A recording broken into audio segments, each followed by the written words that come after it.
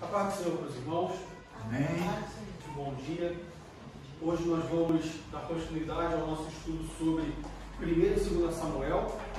E hoje nós vamos estudar a lição 4, que tem como título A Degeneração da Liderança Sacerdotal. Como nós já falamos no início da revista, na primeira aula, quando nós temos um panorama sobre 1 e 2 Samuel, Israel, a nação de Israel nesse tempo, ela tinha um governo baseado em juízes. Depois da morte de Josué, Israel perdeu um líder, ficou sem uma liderança única, uma figura de um líder único central. E então a liderança de Israel passou a ser por meio de juízes. Os anciãos das tribos eram os juízes e eles eram quem lideravam o povo de Israel. Assim, juntamente com essas lideranças, vamos colocar assim, uma liderança civil, nós tínhamos o sumo sacerdote, que continuava sendo o líder espiritual do povo. E aí recebia as ordens diretamente de Deus e tudo mais. E chegou um tempo que o povo de Israel pediu ao sumo sacerdote, na época o sumo sacerdote chamado Eli, pediu um governo monárquico, porque eles queriam ser igual às outras nações. Só que uma coisa que muitas vezes é deixado de lado nessa situação, nessa narrativa, é que as pessoas só olham para o povo de Israel. O povo de Israel pediu um rei porque queria ser igual às outras nações. Mas também tem um lado da liderança, como nós vamos estudar hoje, ser uma liderança que estava enfraquecida, que estava de certa forma, talvez não distante, mas tinha suas falhas e que talvez por conta disso, como consequência, teve um desvio espiritual do povo de Israel. Então nós sempre temos os dois lados da moeda. É como em qualquer grupo, em qualquer liderança, quando as coisas se ruem, quando as coisas vão mal, você tem o lado do líder, o lado de quem está à frente, você tem o lado do povo que está seguindo, que é rebelde e tudo mais, mas também tem o lado do líder. Nas situações, normalmente, você tem os dois lados da moeda, seja ele pontos positivos ou pontos negativos. E hoje o que nós vamos ver é sobre a degeneração dessa liderança, nesse contexto da liderança do sumo sacerdote Eli. Nós vamos ver os problemas que ele enfrentava, as consequências dos problemas, principalmente dos filhos de Eli, e isso, de certa forma, também contribuiu para a degeneração espiritual do povo de Israel. Isso é bem evidente quando você não tem um líder, trazendo o contexto eclesiástico para a igreja, quando você tem um pastor que não está nos caminhos do Senhor, ou quando se desvia, o povo vai atrás. Então, é importante, acima de tudo, que os líderes estejam nos caminhos do Senhor e que os líderes estejam em obediência para que eles consigam apontar o caminho certo para o povo. Então vamos abrir nossa Bíblia em 1 Samuel capítulo 2. 1 Samuel capítulo 2, versículos 22 ao 25. E depois nós vamos ler em 1 Samuel capítulo 3, do versículo 10 ao versículo 14. Então primeiro vamos ler em 1 Samuel capítulo 2, do versículo 22 ao versículo 25. E depois vamos ler em 1 Samuel capítulo 3, do versículo 10 ao versículo 14.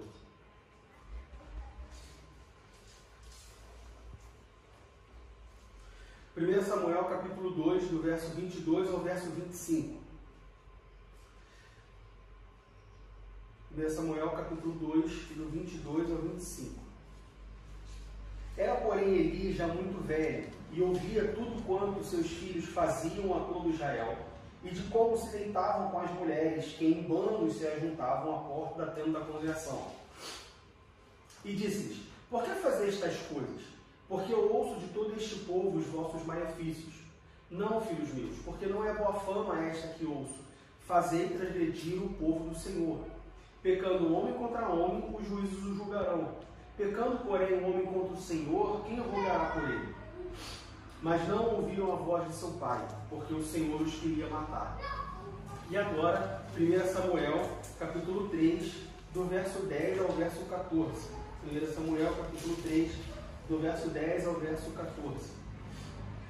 Então veio o Senhor e ali esteve, e chamou como das outras vezes, Samuel, Samuel.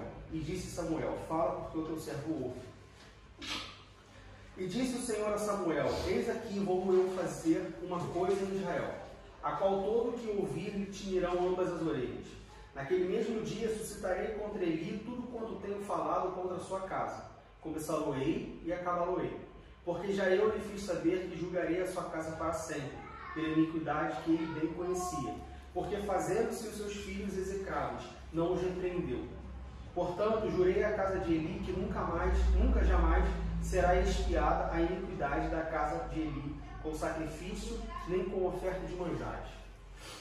Bom, nessa lição nós vamos estudar sobre a degeneração dos filhos de Eli e, como consequência disso, a incapacidade de Eli de consertar a sua própria casa. Isso é um ponto muito importante, não só para a liderança, mas para toda e qualquer família, porque dentro de uma família, é claro, uma escala bem menor, mas você também tem o marido, é o sacerdote do lar, então nós como pais ou como mães, os pais são responsáveis pela vida espiritual dos filhos até um certo tempo, até uma certa idade, é claro. Então isso serve para nós também, não serve só para a liderança. E nós vamos ver essa degradação da família de Eli, a família do sumo sacerdote, a que ponto chegou. Nós vamos ver a sentença e o juízo de Deus. Deus ele não deixa passar nada impune. Deus ele pode tardar na sua justiça, tardar no sentido de que ele tolera até um certo tempo, mas chega uma hora que a medida enche e a justiça vem. E por fim nós vamos ver a consequência do pecado. Todo pecado tem uma consequência. Não existe pecadinho e pecadão. Pecado é pecado. Não importa se é uma mentira pequena do seu filho, de 3 anos de idade, ou se você roubou um banco. Pecado é pecado. O que difere um pecado do outro é a consequência e a natureza do pecado. Mas as consequências sempre existem. Todo pecado tem uma consequência e uma hora essa consequência vai chegar e o pecador vai sofrer essa consequência. Pois bem, o tema central da lição é a degeneração da casa de Eli, ou seja, Eli era o sumo sacerdote, como eu falei na introdução, ele era o sumo sacerdote do povo de Israel, e ele já era, a Bíblia fala que ele já era idoso, já tinha lá mais dos seus 90 anos, e chegou uma hora em que os filhos de Eli, que eram sacerdotes também, começam a ter um mau comportamento, e não só ter um mau comportamento, mas influenciar o povo com seu mau comportamento.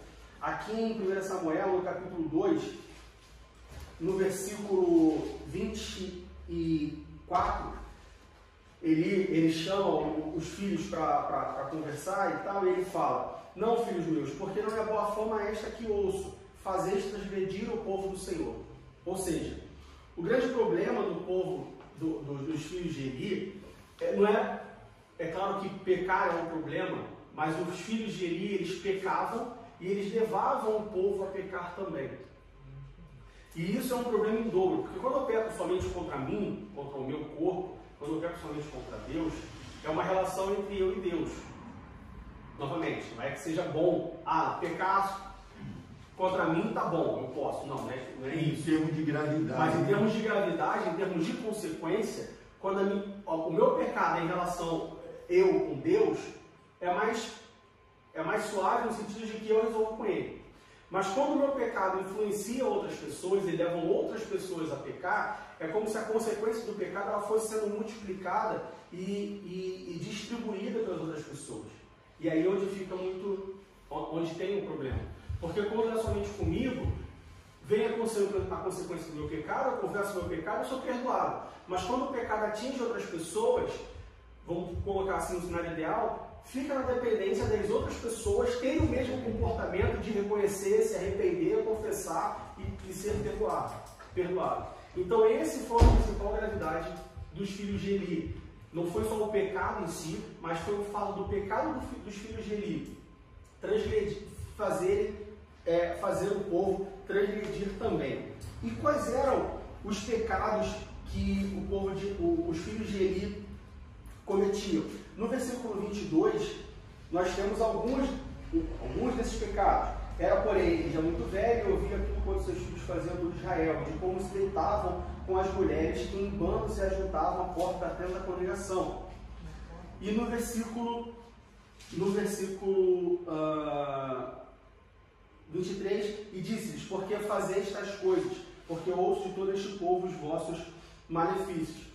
Os filhos de Eli, entre outras coisas, eles se ajuntavam, andavam em bandos, baderna, e se ajuntavam com mulheres, aqui na porta da congregação, na porta do templo, na porta da onde, não no templo, porque nessa época não tinha um templo, mas na porta do tabernáculo, onde estava a presença de Deus.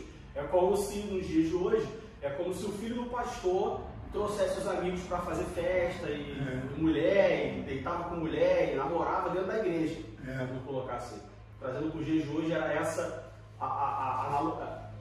a ideia ali é que eles faziam isso com elas dentro da tenda. Dentro da tenda. Ou seja, não era só fazer isso, mas era também um respeito à sacralidade do lugar. Então a gente vê que, mas os filhos de Eli pecaram e, poxa, Deus foi tão...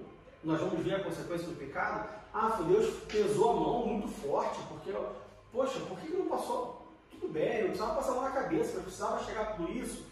Bom, não foi um pecado simples, como nós já falamos, foi um pecado que levava o resto do povo a transgredir, possivelmente, provavelmente, porque as pessoas viam o filho do sacerdote fazendo isso, e quando você está na frente de alguma coisa, quando você faz parte da liderança, você tem não só a responsabilidade de liderar, mas também a responsabilidade de dar exemplo.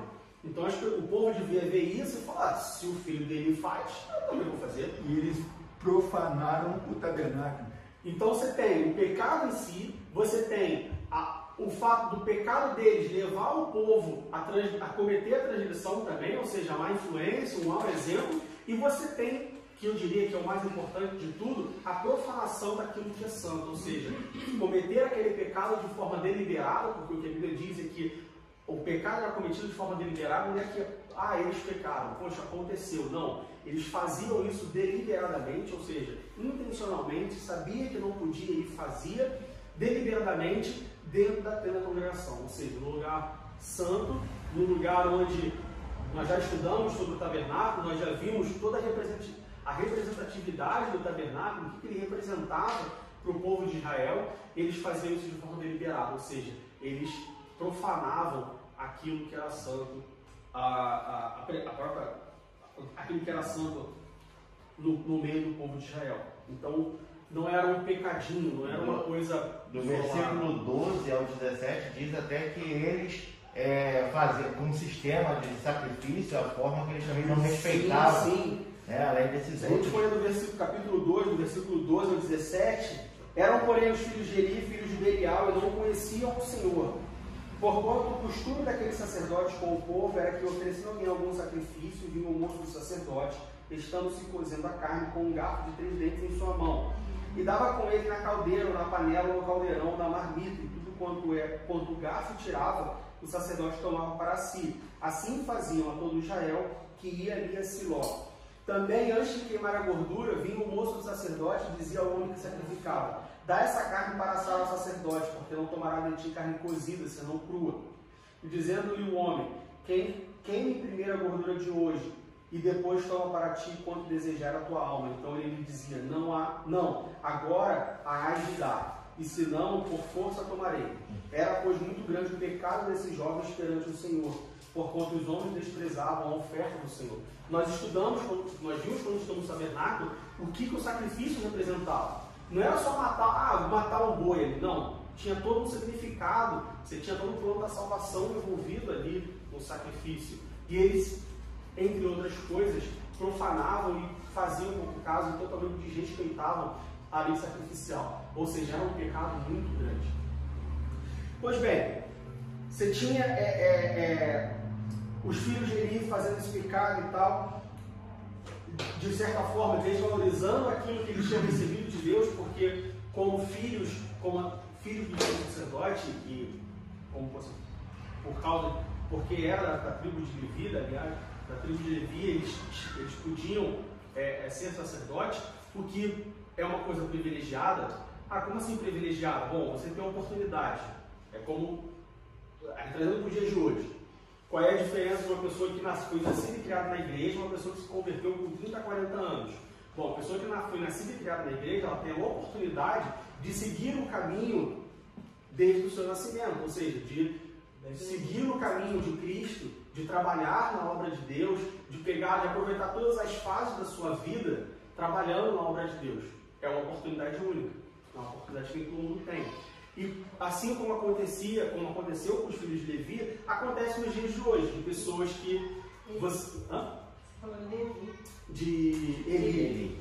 De pessoas que nascem na igreja e que têm essa oportunidade, mas que chegam a um certo momento e se desviam e acabam se afastando. Depois alguns, ou talvez até vários, voltam, se arrependem, voltam, mas perdem, desprezam essa oportunidade quando tem. E com os filhos de Eli não foi diferente. Eles desprezaram a oportunidade que eles tiveram de terem nascido na tribo de Levi e de poderem exercer o sacerdócio, que era um privilégio. Ainda mais se nós pensarmos que somente o povo de uma tribo específica podia exercer esse ministério do sacerdócio, era um privilégio que eles tinham, que lhes foi dado no seu nascimento, mas que eles desprezavam. Então, além do pecado pessoal, além de levar ao povo a transgredir, além de profanar as coisas santas, eles ainda desprezavam aquele privilégio que lhes foi dado por Deus, por conta da sua linhagem de nascimento,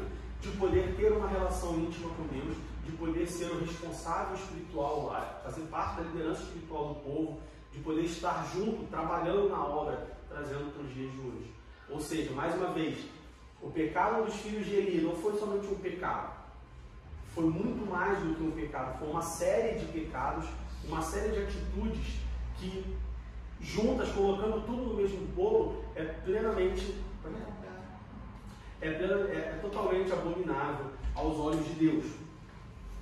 Então, esse foi o pecado dos filhos de Eli.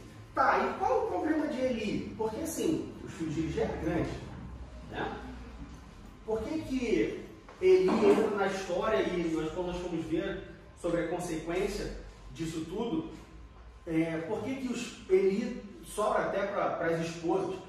Mas qual é o problema de Eli? Assim, Eli já tinha 90 anos, mais de 90 anos, como você falou, já era idoso e tal, e ele criou os filhos, mas os filhos se desviaram. Por que Eli era o responsável por tudo isso? Bom, como pais, quando os pais recebem os seus filhos, quando Deus dá aos pais o filho, Deus não dá só um filho, dá uma responsabilidade, um trabalho para o resto da vida. É claro que nós somos dotados do livre-arbítrio. Por mais que você ensine a criança no caminho que ela deve andar, desde da sua mocidade, desde a sua infância, vai chegar um momento que a criança, que o filho, ele pode se desviar. Não por culpa do pai, mas porque ele decidiu que ele não quer viver aquilo. Nós vemos isso, por exemplo, na parábola do filho pródigo. Um dos filhos chegou e falou: não quero mais, cansei de brincar, me dá minha herança que eu vou embora, e depois voltou. Então, a questão não foi que Eli educou mal os seus filhos, ou Eli não ensinou os seus filhos no caminho. O problema de Eli foi que, ao perceber o erro dos seus filhos, Eli foi incapaz de chamar atenção, foi incapaz de corrigir. E aí, por conta dessa atitude, imagina-se que toda a criação dos filhos tenham sido da mesma forma. Esse foi o problema de Eli. O problema de Eli não foi que os filhos se desviaram, mas foi porque Eli, como pai e acima de tudo como sumo sacerdote, foi incapaz de levar a correção aos seus filhos. Pelo texto bíblico, nós vemos que Eli passava a mão na cabeça. Via os filhos fazendo coisa errada. Não, filho, veja bem, não faz isso. Poxa, papaizinho já falou tanto, você continua. Aí passava um dia, 2 dias, fazia de novo. Meu filho, papai já falou, poxa, não faz isso, papai fica tão tristinho, passa a mão na cabeça. Esse foi o problema de Eli. Eli, como sumo sacerdote, não só como pai, mas como sumo sacerdote, ele tinha a responsabilidade de levar o juízo sobre os filhos, independente de fosse filho ou não, a qualquer pessoa. Mas para os filhos dele, Eli não chamou atenção, ele não corrigiu, ele não exortou. Esse foi o problema de Eli. Que se nós trouxermos para os dias de hoje, acontece não só nas igrejas, e eu tenho certeza que muita gente vai falar assim: ah, eu conheço isso. Porque lá na igreja, o filho do pastor pode tudo, e o pastor não fala nada. Então isso acontece nas igrejas, e acontece também dentro das casas. Isso. Porque se nós pegarmos a forma da igreja, nós pegarmos a forma da casa, a casa é uma igreja, o lar da família cristã é uma igreja em proporções menores. É claro, não tem, eu imagino que um lar não tenha todo mundo que tem uma igreja, porque geralmente você tem algumas várias pessoas dentro da igreja. Mas em organização espiritual, você tem a mesma coisa, você tem a figura do pai ou dos pais ou da mãe, como líder espiritual ali daquelas pessoas, daquela congregação, vamos colocar entre aspas, e você tem os filhos que seguem a liderança. Então, da mesma forma como hoje, nos dias de hoje, o pastor ele tem a responsabilidade não só de cuidar das pessoas, de levar a ser o guia espiritual daquelas pessoas, mas principalmente dos seus filhos, e corrigir aquelas pessoas, e principalmente os seus filhos, ou seja, dar o exemplo, começando dentro da sua própria casa, os pais também têm a responsabilidade de cuidar da vida espiritual dos filhos. Por mais que chegue um determinado momento, os filhos se desviem, e de certa forma os pais... Eu não acho que essa expressão é uma expressão muito correta, muita gente fala isso, porque em um certo momento da vida que os pais perdem o controle dos seus filhos. Eu acho que perder o controle é muito forte. É claro que você não consegue, e para mim pode ser muito fácil falar isso, porque meus filhos têm 5 e 2 anos, ou seja, você controla, talvez com filhos de 30, com filhos de 40 seja diferente. Mas eu acho que perder o controle dos filhos é uma coisa muito forte. Eu imagino que, por mais que os filhos tenham a sua própria vontade e exerçam a sua própria vontade, um pai ele sempre pode influenciar o filho. Um pai ele sempre pode chegar e falar, olha filho, não é assim. E um filho ele sempre deve ouvir o seu pai. Por mais que o filho seja crescido, por mais que o filho tenha a sua própria vontade, a sua própria vida, seja casado, minha mãe sempre fala para mim, ó, não diz respeito não porque você é grande, mas eu mando você sentar para bater. Você casou, você está com filho, você mora em outro país, mas eu continuo sendo sua mãe. Um filho vai sempre continuar sendo filho e um pai vai sempre continuar sendo pai. Então, por mais que os filhos cresçam, mas meu filho cresceu, meu filho se desviou, meu filho não quer saber da igreja, tá, mas você continua sendo o pai e a mãe desse filho. E continua a sua responsabilidade de não passar a mão na cabeça. Mas o meu filho faz isso. Não sei. Um exemplo. Meu filho é homossexual. Tá, você como pai, conhecedor da verdade, é claro que você não vai rejeitar o seu filho, é claro que você não vai se afastar do seu filho, mas você tem a obrigação de chegar, toda vez que seu filho chegar para você, você fala, olha só filho, está errado. Não importa se é seu filho ou não, está errado, o que está errado, está errado. E o que ele fazia era, poxa filho, sabe que não pode, né filhão? Poxa, não faz isso, eu já falei. Ele não era incisivo em trazer a correção para os seus filhos. E isso é uma coisa que tem acontecido muito, não só nas igrejas, mas nas famílias cristãs. Pais que passam a mão na cabeça dos seus filhos e que relativizam o pecado. Se for o filho do outro, é pecado, é errado, tem que ser excluído da igreja. Mas se for o meu filho, poxa, mas olha só, você não sabe por que ele fez isso. Ele está passando um momento tão difícil na sua vida. Poxa, mas ela está passando um problema tão grande, por isso que ela fez isso. Veja bem, pastor, não tem como a gente consertar aí, excluir, talvez afastar, talvez seja uma coisa, botar em disciplina, é uma medida muito extrema, vamos conversar aqui, fica sem cantar aí 2 meses, mas não precisa expor, vai expor meu filho, poxa, vai passar vergonha, ou seja, 2 pesos e 2 medidas, tanto na igreja, mas principalmente na família. É sempre bom nós lembrarmos que tudo o que acontece nas igrejas é reflexo da família. Como assim, Diego? Veja bem, a igreja ela é composta de famílias. Se você tem uma família com problema, esse problema ele vai para a igreja. Se você tem várias famílias com problemas, você vai ter uma igreja com problemas. É como fruta. Você tem um saco de fruta boa. Você pega uma fruta estragada e coloca dentro desse saco. Aí você pega e coloca outra. Você pega e coloca outra, vai chegar uma hora que o saco todo vai estar estragado. A igreja é a mesma coisa. A igreja é composta de famílias. Mais uma vez, se você tem uma família com problema, você tem outra família com problema, e outra família com problema, e nenhuma família cuida do seu problema, vai chegar um momento que a igreja vai estar cheia de problemas. Então, se nós identificamos que, minha igreja tem um problema assim, poxa, o pastor, o filho dele pode tudo, Ah, porque o filho do líder de louvor pode tudo, porque o filho do professor pode tudo. Tá, e o seu filho pode tudo? Talvez o problema esteja na sua casa, aconteça na sua casa também. E aí você pode começar uma mudança começando na sua casa. Porque se você começar a mudança na sua casa e você conseguir trazer esse exemplo da sua casa para a igreja, isso vai influenciar e vai chegar uma hora que esses problemas vão ser extirpados do meio da igreja. Muita gente esquece esse fato de que igreja é composta por famílias. E só se preocupa em apontar o problema da igreja. Tá, mas é família. Ah, porque a minha igreja, ela está com uma teologia errada. Tá, e a sua família está com uma teologia certa? Ah, porque na minha igreja não ora. Tá, a sua família ora. Ah, porque na minha igreja não se preocupa com a palavra. Tá, a sua família se preocupa com a palavra? Verdade. Apontar o dedo é muito fácil. Exatamente. O homem é assim mesmo. Mas corrigir o seu próprio erro é difícil. Então o que falta hoje, pelo menos na minha visão, nas igrejas, é deixar de apontar o erro da liderança e examinar-se a si mesmo. Isso. E consertar os seus próprios erros. Não se preocupa com a família do outro. Ah, porque a família do pastor faz, tá? Você mesmo falou, é a família do pastor. Ah, porque a família do líder faz, tá? É a família do líder. Se preocupa com a sua família. Se cada um se preocupar com si próprio, todo mundo vai estar bem. Pois é. Esse foi o problema de Eli.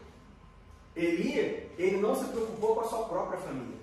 Ele era o sumo sacerdote, ele cuidava do povo, mas a sua própria família estava em decadência e estava totalmente perdida, totalmente longe daquilo que Deus queria para eles.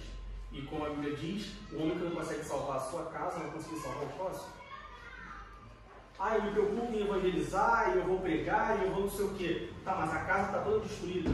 Como que eu vou sair da minha casa para levar a mensagem para os outros se não consigo levar a mensagem para a minha casa?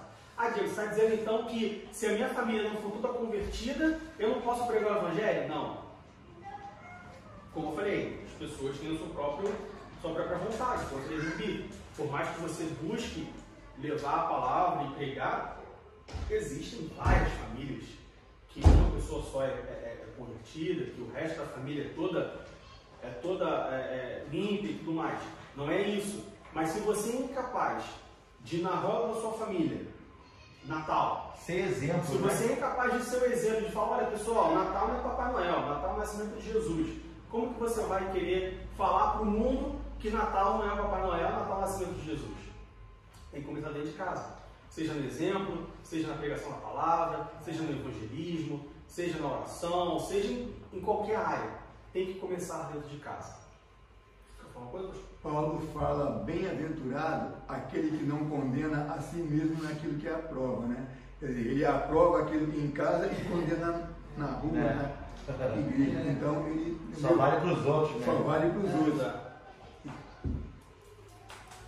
Em 2 Timóteo, capítulo 3, versículo 4, 2 Timóteo, capítulo 3, versículo 4,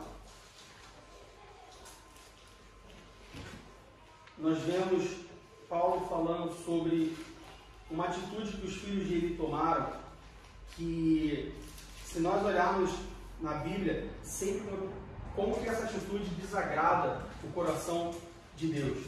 2 Timóteo, capítulo 3, versículo 4.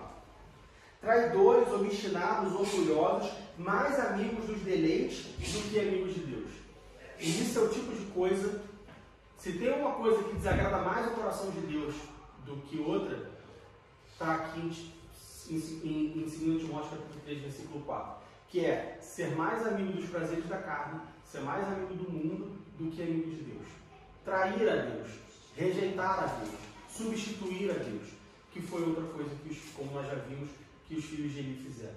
Eles preferiram os prazeres da vida, eles preferiram os prazeres da carne, eles preferiram viver a sua própria vida da sua própria maneira, do que aquilo que Deus tinha preparado para eles, aquilo que Deus tinha reservado para eles. E isso é uma coisa que entristece muito o coração de Deus. Isso é o tipo de... E isso cai naquela questão do pecado imperdoável. Existe pecado que não tem perdão? Não. Todo pecado ele é passivo de perdão. Porém, se o seu pecado é se afastar de Deus, claro que o pecado afasta de Deus, mas se o seu pecado é blasfemar contra Deus, é blasfemar contra o Espírito Santo, que é quem te convence do pecado, consequentemente, o seu pecado não vai ter perdão. Porque se quem me convence do pecado e do juízo é o Espírito Santo, e o meu pecado é se afastar do Espírito Santo, é blasfemar contra o Espírito Santo, como que o Espírito Santo vai falar comigo e me convencer? Verdade. Quem me traz a salvação é Deus. É através do sacrifício de Jesus e tudo mais. Se o meu pecado é ser mais amigo das coisas do mundo do que de Deus, eu falo, Deus, eu não quero saber de você. Fica para lá, eu quero o mundo aqui, eu quero a farra, eu quero as coisas terrenas, não quero coisas de Deus, não quero nada relacionado a Deus. Como que Deus vai chegar até mim se eu estou me afastando de Deus? Então, é uma coisa que desagrada muito o coração de Deus, porque ele, trazendo, humanizando de certa forma Deus, ele se coloca de lado. Imagina que você quer uma pessoa, você faz tudo para agradar aquela pessoa, você se preocupa com aquela pessoa, a pessoa chega e fala, não quero você. Eu prefiro o fulaninho ali da esquina que não tem nada para me dar em troca. Eu sei que você está fazendo tudo aí por mim, mas eu não quero isso daí. Como que você se sentiria? É da mesma forma que Deus se sente. E os filhos de Eli, eles fizeram isso. Pois bem, em 1 Timóteo, capítulo 1, versículo 9, Paulo ele fala sobre a consequência a diferença entre a consequência de quem peca contra Deus e quem peca contra o homem, que é a mesma coisa que ele fala para os seus filhos. 1 Timóteo, capítulo 1, versículo 9. Sabendo isto, que a lei não é feita para os justos, mas para os injustos e obstinados, para os ímpios e pecadores, para os profanos e religiosos, para os parricidas e matricidas, para os homicidas. E lá em 1 Samuel, capítulo 2, no versículo 25, ele fala para os seus filhos, pecando o homem contra o homem, os juízes o julgarão. Pecando, porém, o homem contra o Senhor, quem julgará por ele? Qual é a diferença entre pecar contra o próximo e uma outra diferença, outra consequência dessa diferença entre pecar contra o homem e pecar contra Deus? É que para quem pecar contra o homem tem a lei. É o que Paulo fala lá em 1 Timóteo. Se eu peco contra o diácono Ivanor, se eu peco contra o pastor, se eu peco contra a irmã Otília, você tem a lei que chama os dois, julga e resolve. E de certa forma, a justiça terrena, a justiça dessa lei civil, dessa lei terrena, ela não é justa. Então pode ser que eu peguei contra o pastor, bati no carro do pastor, estava bêbado, bati no carro do pastor. Vamos para a lei. E aí quando chegava na lei, eu falo para o juiz fala, não, você bebeu, você bateu no carro Joabe, você tem que pagar lá o prejuízo do Joabe. Eu falo, não, olha só, veja bem, eu bati, mas é porque minha esposa estava grávida. E a bolsa rompendo, eu estava correndo, e aí, poxa, eu não vi, estava de noite, enfim. Faço uma mentira lá, invento uma desculpa, o juiz vai chegar e falar, tá bom, tá, você não consegue pagar, quanto você pode pagar? Eu posso pagar 50 euros. Tá, Joabe, olha só, infelizmente aconteceu essa situação. Ou seja, em vários momentos na Terra, na aplicação dessa lei na Terra, porque os homens não são justos, a justiça ela falha. Então, quando eu peco contra um homem, contra um outro homem, e sou levado à justiça terrena, pode ser, em alguns momentos, que você escape da consequência desse pecado, desse mal, porque a justiça não é justa. Em contrapartida, como ele fala para os seus filhos, no versículo 25, pecando o homem contra o homem, os juízes julgarão. Pecando, porém, o homem contra o Senhor, quem julgará por ele? Quando você peca contra o Senhor, a justiça é certa. Deus ele não erra na sua justiça. Deus ele não erra na sua justiça nem para mais nem para mais. Ele nem te julga, ele nem faz justiça menor do que deve ser feita, ele não passa a mão na cabeça, mas ele também não pesa mais a justiça porque ele está com raiva. Deus é justo, no momento certo. Só que quando você peca contra Deus, como que você vai escapar? Não pede fogo. Hã? Não tem advogado. Não tem advogado. Nosso advogado é Jesus, Mas quando você peca contra Deus, não tem ninguém que chegar e falar, poxa Deus, olha só, veja bem, não foi bem assim, ele estava nervoso, ele estava com um problema em casa, por isso que ele fez isso. E ainda que tivesse essa pessoa, ainda que, mas o nosso advogado é Jesus, ainda que Jesus fizesse, ele não vai fazer, mas ainda que ele fizesse esse papel de advogado de defesa, de tentar com palavras ludibriar e tentar mudar a sentença, Deus ele é justo juiz. Deus não se deixaria levar por esse tipo de coisa. Ou seja, quando você peca contra um homem, você pode escapar da culpa, você pode escapar da consequência. Matou uma pessoa, a pena para homicídio é, sei lá, de 4 a 10 anos. Você pode pegar 10, você pode pegar 6 e você pode pegar 4. E aí porque você tem, pelo menos no Brasil, porque você tem terceiro grau, bom comportamento, não sei o que, você cumpre, sei lá, 1/6 da pena, 1/4 da pena. Enfim, você podia pegar 10 anos de cadeia. Com 1 ano você sai da cadeia e você está livre. Quando você pega contra Deus, não. Se a sentença, vamos colocar assim, for 10 anos de cadeia, é 10 anos de cadeia. Mas eu passei 5 anos com um bom comportamento. Deus não vai tirar da cadeia, entre aspas, porque você está com um bom comportamento, porque você se arrependeu, porque você agora ali é vida todos os dias. Não, é 10 anos, é 10 anos. E aí nós entramos na consequência dos pecados do filho de Eli. Vamos abrir em 1 Samuel, capítulo 3, versículo 10. 1 Samuel, capítulo 3, verso 10. Ele era o sumo sacerdote, mas já estava velho. E aí, como nós estudamos na lição retrasada, nasce Samuel, Ana chama Samuel, tem Samuel, e o voto que Ana tinha feito com Deus era de que se Deus desse um filho para ela, que ela entregaria esse filho para o sacerdote e tudo mais. Então Samuel ele cresce na casa de Eli, é entregue a Eli. E olha que coisa interessante. Como que começa o ministério de Samuel? 1 Samuel capítulo 3, versículo 10. Então veio o Senhor, e ali esteve e chamou como das outras vezes, Samuel, Samuel. E disse Samuel, fala porque o teu servo ouve. O ministério de Samuel começa exatamente com uma profecia sobre as consequências, nós vamos ver, terríveis, sobre a casa de Eli, o sumo sacerdote. Olha que responsabilidade. Olha que... Sendo uma criança. Olha que situação. Samuel é uma criança. O que Samuel conhecia? Nada. E aí Deus pega essa criança e fala, olha só, profetiza para esse velho não no sentido pejorativo, mas profetiza para esse ancião, profetiza para o sumo sacerdote, que eu vou matar ele e a família dele toda. Que o pecado nunca vai sair da casa dele.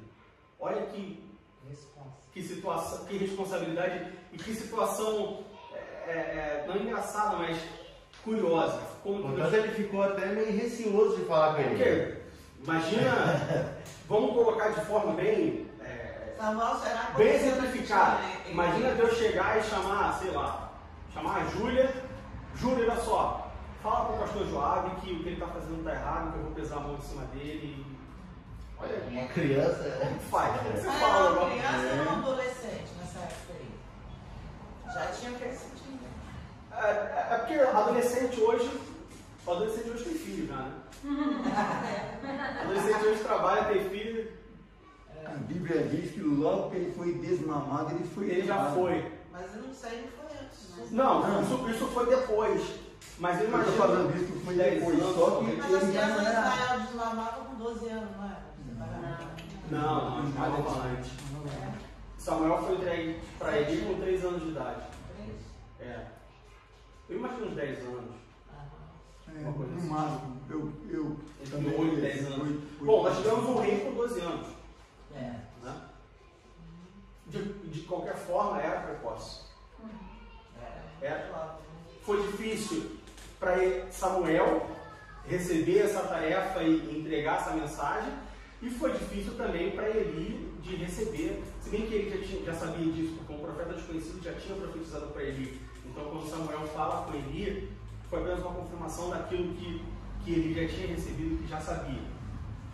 Então, Deus ele chama Samuel e entrega para Samuel essa responsabilidade de contar para ele qual seria o que viria a acontecer. Que nós encontramos em 1 Samuel capítulo 3, do verso 15 ao verso 18. E Samuel ficou deitado até pela manhã, e então abriu as portas da casa do Senhor. Porém, temia Samuel relatar esta visão a Eli. Versículo 16. Então chamou Eli a Samuel e disse: Samuel, meu filho. Disse ele: eis-me aqui. E ele disse: que palavra é a que te falou? Peço-te que não me encubras. Assim Deus te faça, e outro tanto se me encobrires alguma coisa, e outro tanto se me encobrires alguma palavra de todas as palavras que te falou. Então Samuel lhe contou todas aquelas palavras e nada lhe encobriu. E disse ele: é o Senhor, faça o que bem parecer aos seus olhos. E crescia Samuel, e o Senhor era com ele, e nenhuma de todas as suas palavras deixou cair em terra. E todo Israel, desde Dan até Berseba, conheceu que Samuel estava confirmado por profeta do Senhor. E continuou o Senhor a aparecer em Siló, porquanto o Senhor se manifestava a Samuel em Siló pela palavra do Senhor. Ou seja, Samuel, ele, num primeiro momento, ele resiste, não resiste, mas ele tem de contar a visão para Eli, mas também nós não podemos tirar o mérito de Eli de chamar Samuel e falar: ó, fala, e se você não falar, que aconteça com você a mesma coisa. Isso é o tipo de, um dos comportamentos. Veja bem, sempre que nós temos um exemplo bíblico, nós temos o que fazer e o que não fazer, como fazer e como não fazer. Ele teve, como nós acabamos de falar, ele teve o seu demérito, ele teve os seus erros, teve. Ele não soube conduzir os seus filhos, ele não soube repreender os seus filhos das suas transgressões. Mas nesse ponto, ele teve um bom exemplo, que foi: olha só, não importa o que Deus fala, você cumpre conta. Comportamento esse que muitas das vezes nós não temos. Às vezes alguém vem falar com você, pegar uma profecia, e você fala: ó, se for coisa boa, você profetiza. Se for coisa ruim, você guarda para você. Ou senão, a pessoa chegou e falou: eis que te digo que meu servo, você vai ganhar um aumento. Amém, glória a Deus, essa pessoa é muito usada, esse irmão é maravilhoso. Aí a mesma pessoa chega uma semana depois e fala assim: olha só, eis que te digo que está errado, você tem que consertar. Mas esse irmão aí, essa irmã, profetiza, mas às vezes profetiza umas coisas erradas na cabeça, ou seja, acaba desacreditando o profeta, porque a profecia não foi, o recado não foi aquilo que você esperava. Ele não. Nesse ponto, ele foi correto de: olha, seja o que Deus falou, eu quero que você me diga, sem tirar nem pôr, e ele aceitou a correção. O que nos mostra que ele sabia que estava errado. Ele sabia o que ele estava fazendo. Ele sabia que ele estava errado. Ele sabia que ele estava desagradando. Aqui no 1 Samuel 2, eu acho que o versículo 27, já tem uma profecia para ele, vem o homem de Deus e fala para ele. Sim, o profeta desconhecido. Isso. E aí já fala para ele tudo o que ele tem feito, né? Eli já sabia. Quando Samuel fala com Eli, ele já sabia. Ele já sabia que estava errado. Ele já sabia que Deus tinha falado a mão de Deus ia pesar sobre que a mão de Deus ia pesar sobre ele. Ele sabia que a mão de Deus ia pesar mesmo. Ele sabia que os filhos morreriam. Sabia que os filhos morreriam, sabia tudo. No versículo 34 do capítulo 2, ele diz assim: ó, e isto te será por sinal, a saber, o que sobrevirá a teus dois filhos, a Hofni e Finéias, que ambos morrerão no mesmo dia. Então, pelo menos você já sabia que ia acontecer. Aqui no 29 diz que honras a teus filhos mais do que a mim.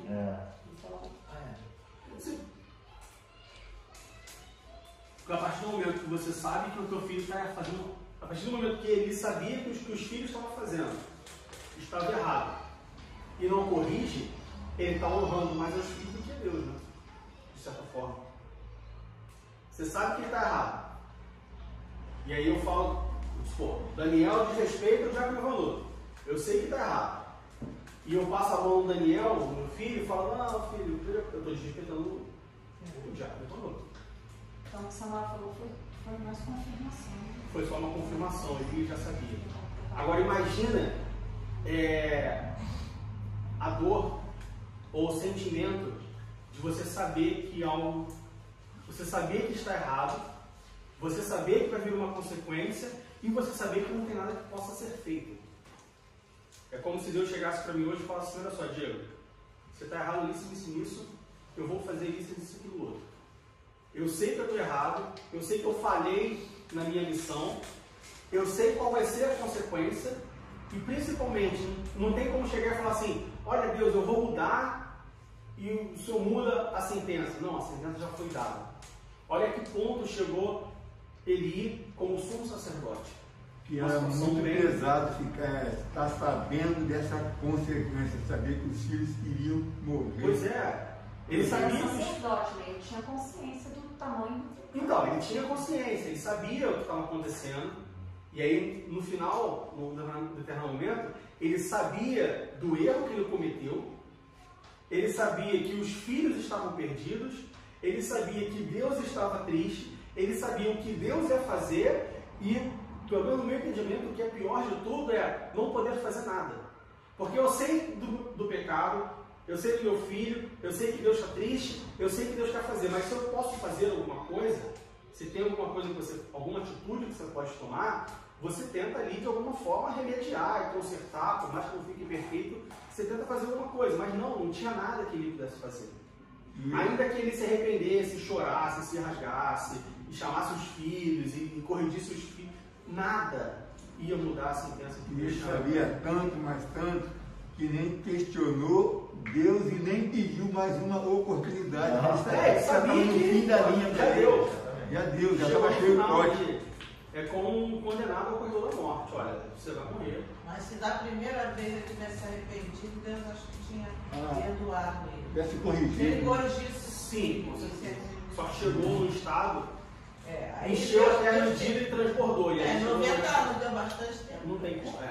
Ele teve bastante tempo. Eu penso depois que o homem de Deus fala com ele, já lá batendo o martelo, ó, vou limpar a tua casa, não haverá velho mais na tua casa, os teus filhos morrerão. Eu acho que dali pra frente é o que tu está falando. Já deu, já foi. Né? Ele falou: agora passou minha chance, é só aceitar. E qual foi essa consequência, como nós já falamos? Os dois filhos de Eli, Rofini e Finéias, os dois filhos morreram, mas não foi só isso. 1 Samuel capítulo 4, do versículo 18 ao versículo 22. E sucedeu que, fazendo ele menção da arca de Deus, Eli caiu da cadeira para trás da banda da porta e quebrou de si o pescoço, e morreu porquanto o homem era velho e pesado, e tinha ele julgado a Israel 40 anos. Ou seja, os filisteus eles vencem os israelitas, e aí nessa batalha Rofini e Finéias morrem, e quando chega para Eli e fala: olha, seus filhos morreram, ele se toma um susto e cai da cadeira e quebra o pescoço, morre também. Versículo 19: e estando sua nora, mulher de Finéias, grávida, e próxima ao parto, ouvindo estas novas de que a arca de Deus era tomada, e de que seu sogro e seu marido morreram, encurvou-se e deu à luz, porquanto as dores lhe sobrevieram. E ao tempo em que ia morrendo, disseram as mulheres que estavam com ela: não temas, pois tiveste um filho. Ela, porém, não respondeu nem fez caso disso, mas chamou o menino e acabou, dizendo: foi-se a glória de Israel, porquanto a arca de Deus foi levada presa, e por causa de seu sogro e de seu marido. Ou seja, os dois filhos são mortos, a arca é tomada. E por que a menção de que a arca é tomada? Porque ele, como sumo sacerdote, é como se ele fosse ele era o guardador da arca. Ou seja, como sumo sacerdote, ter a arca da aliança tomada e levada por um povo pagão, pelos filisteus, é o atestado claro, final, de que ele falhou na sua missão. De que ele falhou na sua... mas ele era sumo sacerdote, ele não era guerreiro, ele não era soldado, ele não ia para frente de batalha. Mas como sumo sacerdote e líder de um povo, e líder espiritual de um povo com o governo teocrático, ou seja, com o governo de Deus, ele falhou na sua missão. Se ele não tivesse falhado na sua missão, Deus teria dado a vitória ao povo de Israel, assim como deu durante anos, com Moisés, com Josué e com tudo mais, e com outros. Então ele perde os dois filhos, ele perde a Arca da Aliança, ele perde a sua nora, e o filho, o seu neto, quando a mãe vai batizar o neto, no versículo 21, mas chamou o menino e acabou dizendo, foi-se a glória de Israel. Como qualquer bom leitor da Bíblia sabe, na Bíblia, a nomeação das crianças não era nomes, chamou Daniel, não é que chamou Daniel, chamou de alguma coisa que significa Daniel, ou seja, os nomes, não é que os nomes têm significado, mas o significado tem nomes. Vamos colocar assim, a ordem é inversa. Então, quando a mãe do menino chama o menino de Cabô, dizendo foi-se a glória de Israel, não é que aquele menino foi amaldiçoado para o resto da vida por causa do seu nome, mas o seu nome foi dado por conta da situação, e isso era carregado, não carregado como uma maldição para o resto da sua vida e tudo mais. Nós vamos ver sobre a maldição da família de Eli, mas é uma coisa diferente. Mas não é que eu chamei um menino de feio e o menino vai ser feio. Não é isso que acontecia. Mas toda vez que alguém chegasse e olhasse aquele menino, lembraria daquilo que aconteceu. Marcava o momento, e toda vez que falasse com aquele menino, você ia lembrar, as pessoas iam lembrar daquele momento. Ou seja, não é que alguma coisa aconteceu por causa do nome, mas por causa do nome traz a memória. E de certa forma, imagina que você tem o povo de Israel, uma nação de Israel, uma nação que teve os seus momentos altos, e aí agora tem uma criança chamada foi-se a glória de Israel. Essa criança, essa pessoa, não seria bem-vinda, ou não seria uma pessoa adorada no meio do povo. Porque toda vez que olhasse para a pessoa e falasse, ei, acabou, foi-se a glória de Israel, ou seja, você lembra daquilo que você passou. Essa era a consequência do seu nome. Além disso, nós temos 1 Reis, capítulo 1, versículos 7 e 8. Abre 1 Reis, capítulo 1, versos 7 e 8.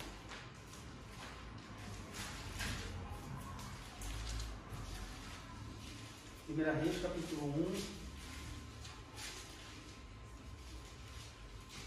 versículos 7 e 8.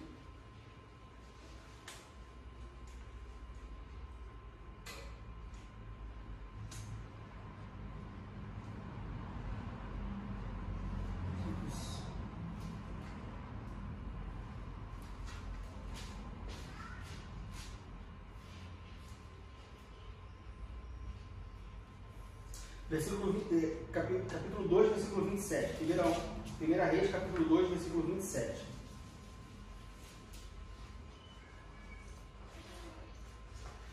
Lançou, pois, Salomão fora Abiatar, para que não fosse sacerdote do Senhor, para cumprir a palavra do Senhor, que tinha dito sobre a casa de Eli em Siló. Quando Deus fala da sentença na casa de Eli, a sentença não foi só, seus filhos vão morrer no mesmo dia. Os filhos de Eli morreram no mesmo dia. Eli morre quando soube a notícia dos filhos e da arca. A nora morre. O neto recebe um nome, como nós acabamos de falar, um nome marcante. E a sua descendência inteira, ela passaria a ser preterida no meio do povo de Israel. Ou seja, toda a descendência de Eli, os seus netos, os seus bisnetos, toda a descendência de Eli, ela passa a ser preterida e passa a ser rejeitada. Ou seja, olha como que um erro que foi não corrigir o seu filho, não chamar a atenção, não falar, olha filho, senta aqui, você está errado, você é meu filho, eu te amo, mas está errado, se conserta, ou está errado, você está afastado, olha, está errado, vai ficar no cantinho de castigo, no banquinho da vergonha. Como que uma atitude fez com que toda uma geração de pessoas, aqui no versículo 27, Abiatar não tinha nada a ver com a história. Veja bem, passou-se anos. Aqui a gente tem Salomão. Salomão foi filho de Davi. Davi reinou depois de Saul. Ou seja, Abiatar não tinha nada a ver com a história. Poxa, mas aí você tem um Deus tão mau assim, um Deus que por conta de um pecado de um, ele amaldiçoa, ou ele traz a consequência do pecado. E aqui a gente não está falando de maldição hereditária. Nós estamos falando da consequência de um pecado. Ah, mas por causa do pecado de um, a família inteira, lá no final, Abiatar, anos depois, ele sofre isso, ele é preterido. E, como diz aqui, Salomão, ele lança fora Abiatar para que Abiatar não fosse sacerdote, só por causa do pecado de uma pessoa. Sim, por conta do pecado de uma pessoa. Mas não por causa do pecado de uma pessoa, não por causa do pecado em si, mas sim por conta da gravidade.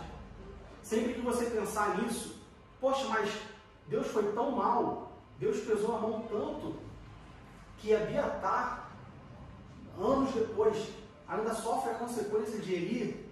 Tá, mas qual foi o pecado de Eli? Ele desrespeitou a Deus. Ele profanou o nome de Deus. Ele profanou o nome de Deus. Ele deixou que as coisas de Deus fossem profanadas. Por conta do pecado dos filhos e da má administração, da não correção desses pecados, ele deixou que um povo inteiro se desviasse. Ele deixou que um povo inteiro, como líder, ele era responsável pela vida espiritual daquele povo. Assim como o pastor é responsável pela vida espiritual dos membros da igreja, ele era responsável pela vida espiritual do povo.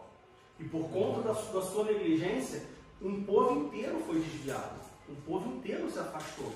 A ponto de chegar, a gente não está fazendo uma ligação direta, mas de certa forma influenciou, a ponto de chegar e falar, olha só, a gente não quer mais ser governado por Deus. Me dá um rei, eu quero ser igual às outras nações. Então, olha, não é o pecado em si. Quando você pensar que Deus está pesando muito a mão, lembre-se que Deus, ele é justo. Deus, ele não pesa a mão demais, assim como ele não alivia a mão de menos. A justiça de Deus é uma justiça certa, garantida, 100%. Ele está sendo justo. A consequência foi muito pesada? Sim, foi. Mas por que a consequência foi pesada? Porque o pecado foi pesado. Não que o pecado de Eli tenha sido maior ou menor do que o meu pecado, do que o pecado de Davi, do que o pecado de qualquer outra pessoa. Mas é a questão da consequência. Pecado é pecado, mas as consequências são muito maiores. Agora, esse Abiatar, esse sacerdote, ele devia estar fazendo o mesmo erro, né, com os filhos de Eli. O mesmo erro que cometeu Samuel. Não chegou a fazer. Não. Veja bem, foi a consequência. Deus falou que a consequência Deus falou é sobre a família. Sobre a família de Eli. Se a gente voltar lá em 1 Samuel, capítulo 2, o versículo 32 e 33, ele diz assim: quando o homem de Deus fala a Eli, e verás o aperto da morada de Deus, em lugar de todo o bem que houvera de fazer a Israel, nem haverá por todos os dias velho algum em tua casa. Aí o 33, o homem, porém, que eu te não desarraigar do meu altar, será para te consumir os olhos e para te entristecer a alma, e toda a multidão da tua casa morrerá quando chegar a idade varonil. Então é o que o Diego está falando. Toda a linhagem dali para frente já foi excluída do ministério sacerdotal. Ele já foi definido por Deus. Ele falou, não vai ter descendência de Eli agora na minha casa trabalhando mais. Foi consequência. Abiatar não tinha nada a ver com a história. Talvez Abiatar nem soubesse da história. A história se perdeu. Abiatar estava lá de figurante ali, não tinha nada a ver. Porque isso, com Abiatar e Salomão, acontece 130 anos depois. É como se eu pecasse hoje, né? Deus dá uma consequência do pecado e fala assim, ó Diego, teu tataraneto, tua descendência toda tá fora. E aí meu tataraneto, veja bem. Muito bom. Quinta geração, Diego. Não sei nem quem é meu tataravô, não faço nem ideia. Eu mal conheço meu bisavô, mas eu conheci meu tataravô. E aí eu sofri a consequência do meu tataravô. Mas aqui no caso, Abiatar, ele estava no 25, o que acontece? Até eu queria abrir um parênteses que foge um pouquinho do assunto, mas que é uma coisa que você mencionou, que é a criação dos filhos. E aqui em 1 Reis, mostra Adonias se levantando querendo assumir o reino de Davi, porque Davi já estava velho. E ele trama contra Davi. E aqui no 6, diz assim, nunca seu pai o havia contrariado. Davi nunca tinha dito para Adonias, por que fizeste assim, entendeu? Então ele era um filho mimado, porque ele nunca foi contrariado pelo pai dele, em momento nenhum. E aí, quando ele fica mais velho, ele trama para assumir o reino de Davi, né?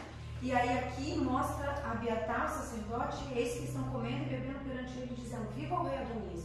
Então, Abiatar, ele estava do lado de Adonias, e Adonias estava tramando contra o rei Davi, entendeu? O próprio filho estava tramando para assumir o reino do filho. Por quê? Porque Davi não dizia não para o filho dele, entendeu? Então, isso é uma lição para nós pais, A criação dos filhos, sobre né? a criação dos filhos. Davi ele repete o mesmo erro de Eli.